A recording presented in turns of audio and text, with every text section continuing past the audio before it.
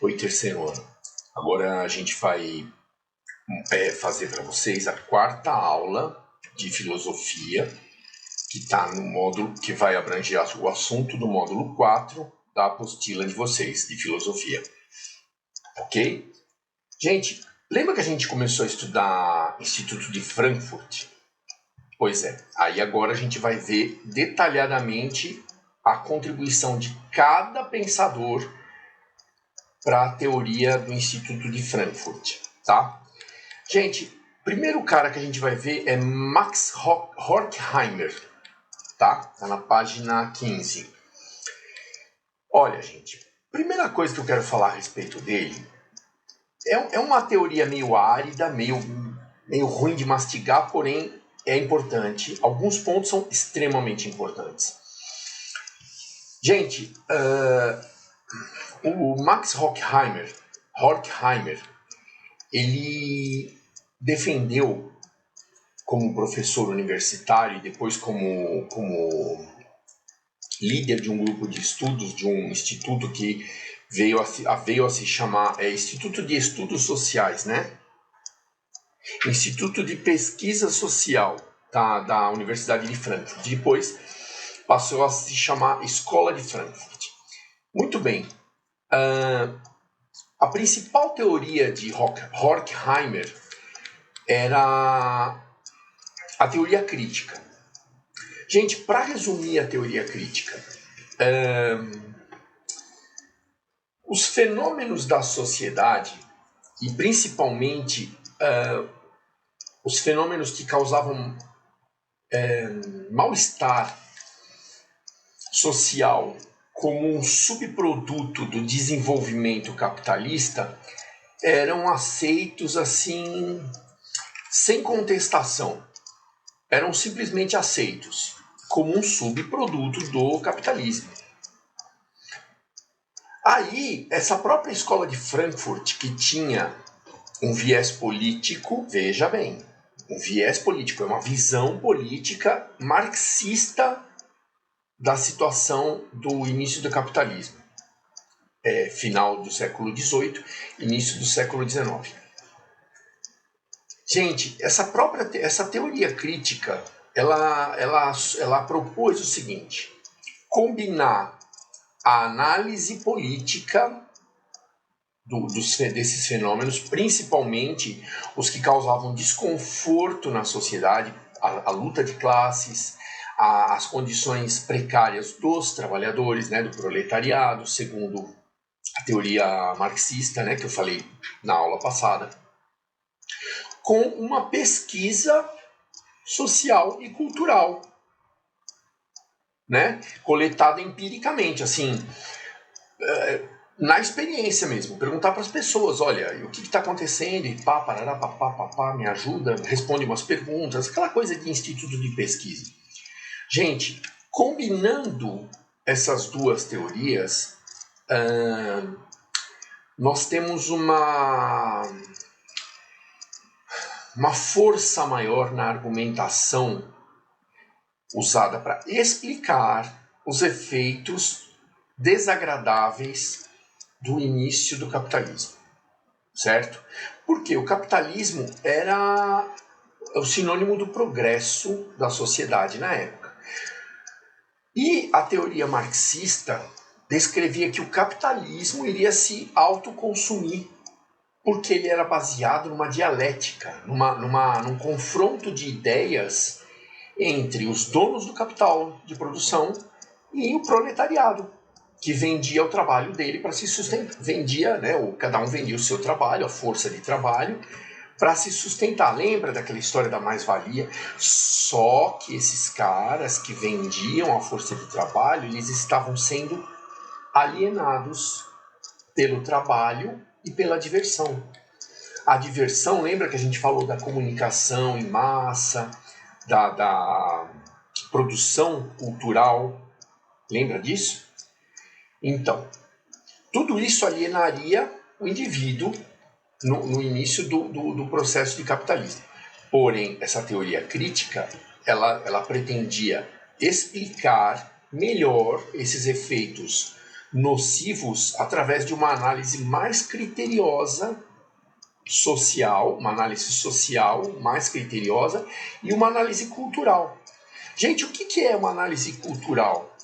Lembra que eu falei a respeito de contextualização histórica, tanto da sociedade como do indivíduo que está escrevendo a teoria? É isso. Esse Max Horkheimer, a gente não pode esquecer que esses caras começaram na Alemanha, fazendo essas pesquisas sociais, e com a ascensão do nazismo no início do século XX, eles tiveram que praticamente fugir para os Estados Unidos.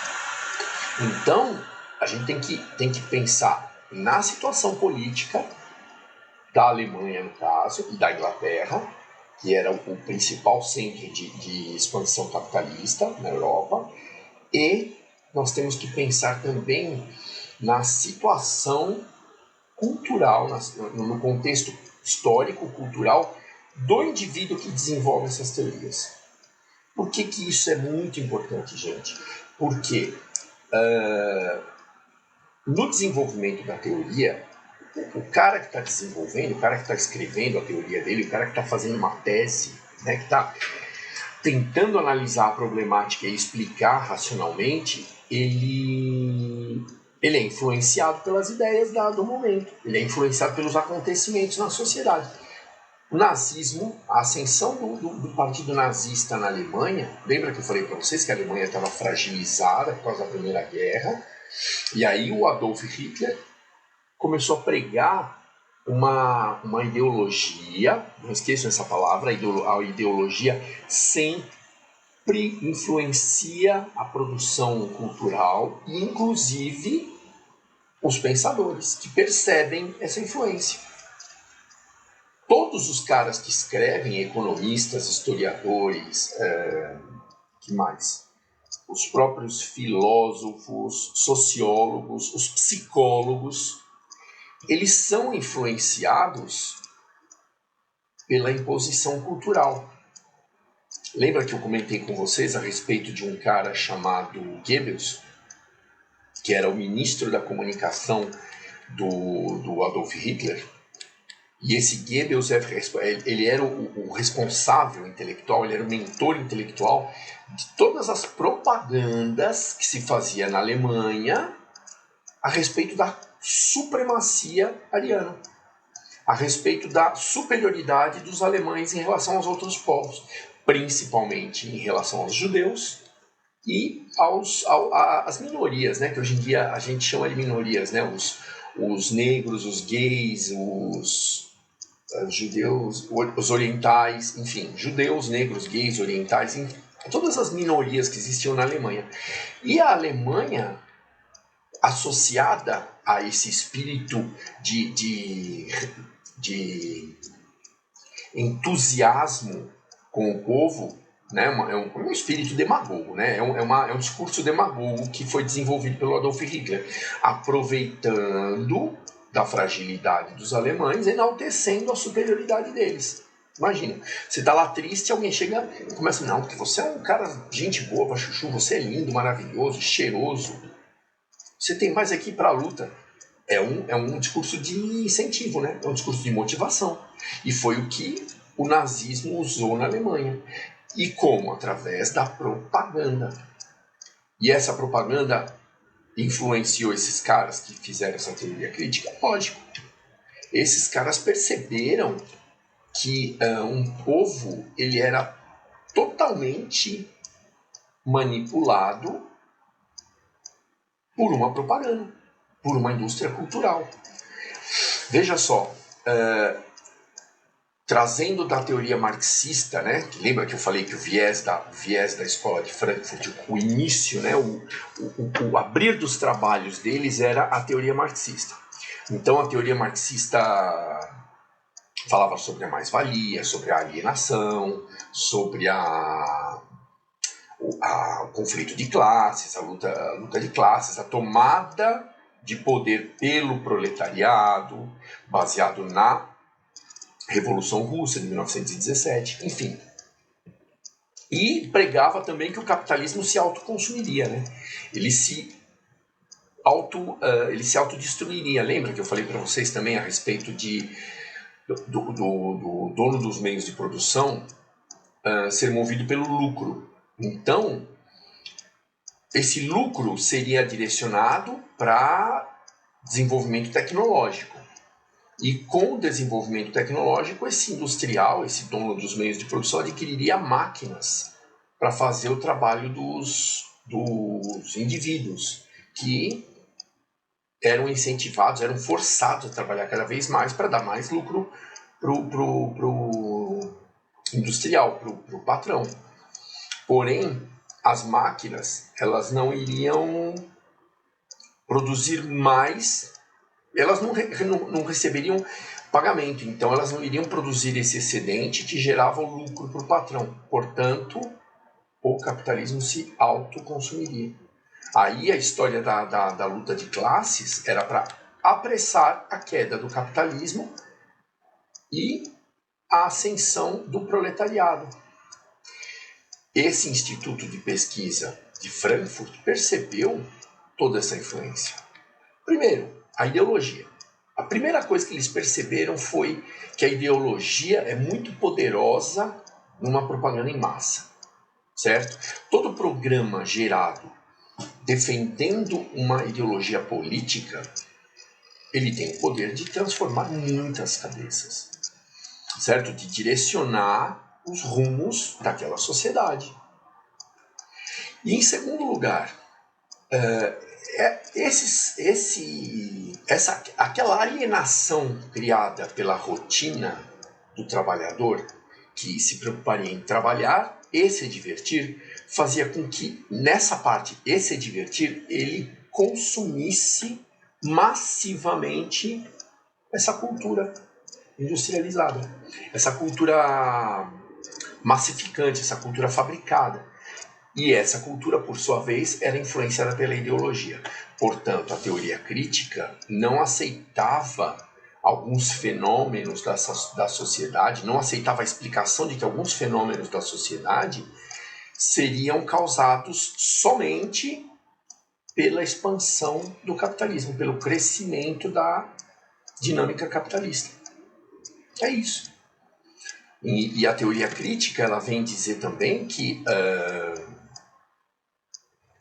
o contexto histórico da época que ela foi criada, ele influencia muito nos acontecimentos sociais. Lógico. Se a gente for reparar, se a gente for estudar a história da Alemanha, tenta subtrair da história da Alemanha, né, logo que ela perdeu a Primeira Guerra, que virou Alemanha mesmo, que antigamente era Prússia, tenta subtrair o Adolf Hitler e o Partido Nazista. Tira. Sim, faz uma abstração, tenta tirar do desenvolvimento histórico da Alemanha. Vocês acreditam que haveria a Segunda Guerra, gente? Pensem, vamos fazer uma reflexão. Olha, a Alemanha estava fragilizada, porque tinha perdido a Primeira Guerra e ficou assim, foi condenada pelos países que venceram a Primeira Guerra a pagar indenizações muito grandes. Ou seja, o povo alemão, prussiano, né, da Primeira Guerra, estava pagando uma dívida de guerra, certo? Então estava fragilizado. Estava assim, com o território praticamente destruído pela Primeira Guerra. As famílias, muitas e muitas famílias sem o homem da família, sem o chefe da família, sem o provedor, né, sem o cara que trabalhava. Surgiu o partido nazista fazendo um discurso do tipo: vocês são importantes, vocês são bons, vocês são capazes de reconquistar o que foi perdido na Primeira Guerra, vocês são capazes de impor ao mundo a sua superioridade branca, ariana, a sua superioridade intelectual. Pronto, era o que o povo precisava ouvir para fazer com que o Partido Comunista subisse, ascendesse com S, né? Não é de acender vela. Gente, resultado: o Adolf Hitler queria reconquistar territórios e naquela sede de poder dele de comandar vários territórios que tinham sido divididos entre os ganhadores da Primeira Guerra e, além disso, territórios que pertenciam a eles, né, numa atitude de vingancinha, pronto, fez eclodir a Segunda Guerra. Apoio do povo? Lógico que teve. Essa teoria crítica que a gente está estudando a respeito de Max Horkheimer, e posteriormente nós vamos ver Theodor Adorno, falava exatamente isso, que o meio e o histórico, o contexto político influenciavam muito a propaganda. A Alemanha foi praticamente influenciada pela propaganda. E depois que começou a guerra, que a Alemanha teve que direcionar vários esforços produtivos para sustentar a guerra, que era muito cara, a segunda, o povo começou a reclamar, né? E como é que o Partido Nazista lidou com isso? Propaganda. Para fazer durar mais. A dedicação do povo, a dedicação patriótica do povo para uma Alemanha que estava lutando para recuperar o que tinha perdido e conquistar territórios. Que aí já era a viajação do Hitler, na minha humilde opinião. Pensou? Tenta fazer essa reflexão, gente. Isso é muito importante para que vocês passem a entender melhor o desenrolar da história. Porque é muito simples, né? Aquela coisa de, não, porque a Segunda Guerra Mundial, piriri, pororó, os judeus, o holocausto, coisa e tal, mas tenta entender o contexto político. Tenta entender o contexto social. Adota essa teoria da Escola de Frankfurt. Adota para vocês. Ela chama a teoria crítica, né? Se a gente for analisar o nome, é uma teoria que critica a teoria atual. Qual era a teoria social atual? Para explicar os desmandos da sociedade em crescimento, capitalista, em crescimento industrial. A teoria era conformista. Isso é um subproduto. É um... Como é que chama aquele negócio de efeito colateral do crescimento capitalista. Mas não é só isso. A teoria crítica fala, opa, peraí, não é só efeito colateral. A gente tem que pensar também na contextualização histórica. O que estava acontecendo com a Alemanha naquela época? O que estava acontecendo com o mundo naquela época? Disputando espaços, né? Mercados e territórios para extrair matéria-prima. Primeiro. Segundo, o que se passava na cabeça dos alemães? Psicologicamente falando, estudando o contexto psicológico de um povo, de uma sociedade, né? A verdade é a psicologia social, né? Fragilidade. Eles estavam se sentindo inferiorizados. Gente, misturou fogo com pólvora. Aí vocês sabem bem o resultado. Eu acredito que no terceiro médio vocês já conhecem muito bem o resultado disso tudo. Certo? Então, aqui vai falar muito sobre a razão instrumental, parará, parará, parará. Gente, quem tiver interesse, quem for seguir esta área, prato cheio. Eu desejo muito boa sorte. Mas, para nós que estamos no ensino médio, o importante é isso que eu falei para vocês. Não esquecer que toda a teoria e toda contra-teoria, toda antítese dialógica, né, que vem da dialética, o confronto de ideias, nasce de contextos sociais também. A gente tem que pensar no contexto social da Europa na época. A gente tem que pensar no contexto social dos países. Gente, o que é o contexto social? É aquilo que eu falei a respeito de necessidade de mercados, todos os países. Se vocês olharem no mapa mundi, aqui, vocês vão ver que a Europa ela precisava de outros territórios maiores, como a África, como a América, que já tinha sido descoberta, entre aspas, por Portugal, certo? Como a Ásia, territórios asiáticos que ricos em insumos naturais para a produção, né, principalmente na produção de tecido. Então, gente, quem já jogou War nessa vida sabe o que eu estou falando. Era conquista de território. Para quê? Para venda de mercadoria manufaturada e extração de recursos naturais. Por exemplo, da Ásia era a seda. Da África, metais preciosos. África, né? Esse continente grande colorido aqui. Gente, na África, metais preciosos, pedras e madeira também para construção e para fabricação de papel. Aí vocês vão ver na geografia o que cada continente tinha a oferecer. Da América,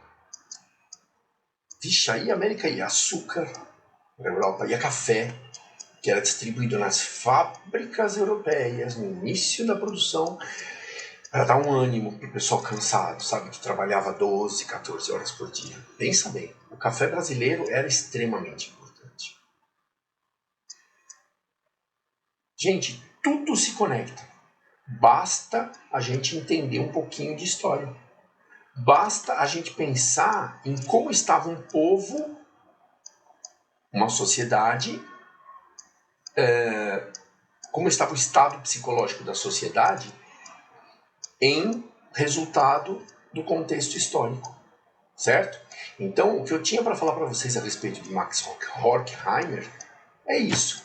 Quem quiser dar uma lida no capítulo, fica à vontade, aliás, deve. Porém, é árido. Prepare-se para caminhar num terreno que queima os pés. Agora, uma coisa eu vou falar para vocês. É muito interessante esse primeiro exercício da página 17, tá? Do Enem. Provavelmente deve ter sido desse ano, né? De 2024, o ano passado, né? De 2024, que aqui não tem a minha data, mas é exercício do Enem. Gente, este primeiro exercício é exatamente a forma como esse assunto todo que eu falei para vocês é perguntado, tá? E, lógico, os outros também, mas os outros com uma intensidade um pouco menor. Este primeiro é realmente o resumo da ópera. Portanto, eu sugiro que vocês quebrem um pouquinho a cabeça, tá bom? Gente, muito obrigado. Bons estudos para vocês e força nesse terceiro ano, tá bom? Um grande abraço a todos.